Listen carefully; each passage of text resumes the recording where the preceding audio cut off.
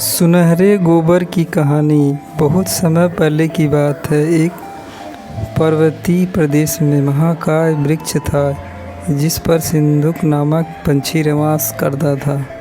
उस पंछी की विशेष बात एक थी कि उसकी निष्ठा में स्वर्ण करोड़ों की समावेश होता था। एक दिन एक व्याध उस पर्वतीय प्रदेश में आखेट के लिए आया। उसे ज्ञात नहीं था कि सिंधुक पंछी की निष्ठा स्वर्ण कण युक्त होती है। जब वह महाकाय वृक्ष के निकट से गुजरा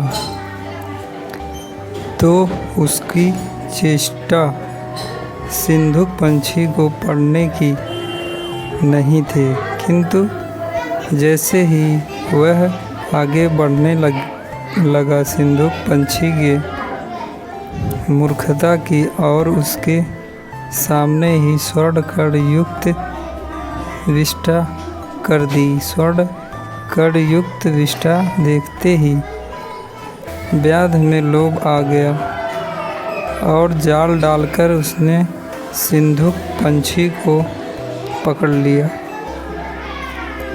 घर आकर उसने उसे एक पिंजरे में बंद कर दिया, किंतु पूरी रात वह सो नहीं पाया।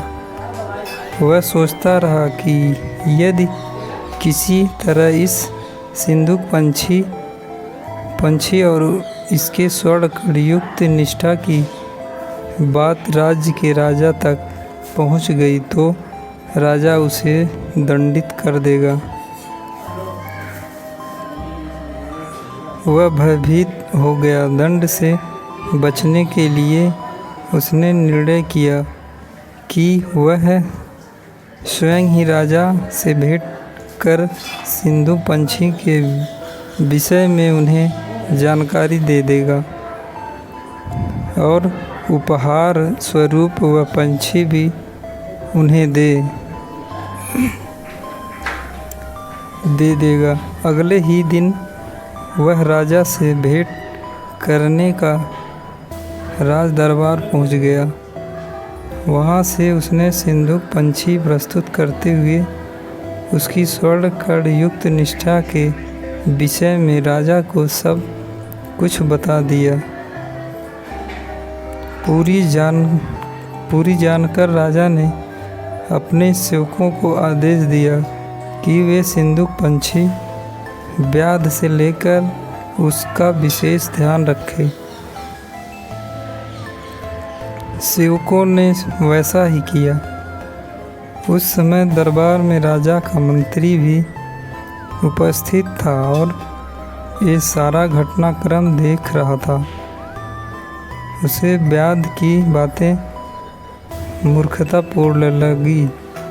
उसने राजा परामर्श दी कि ऐसी अनर्गल बातों पर विश्वास करना आपको उपहास का पात्र बना देगा, इसीलिए व्याध की बातों में न आए।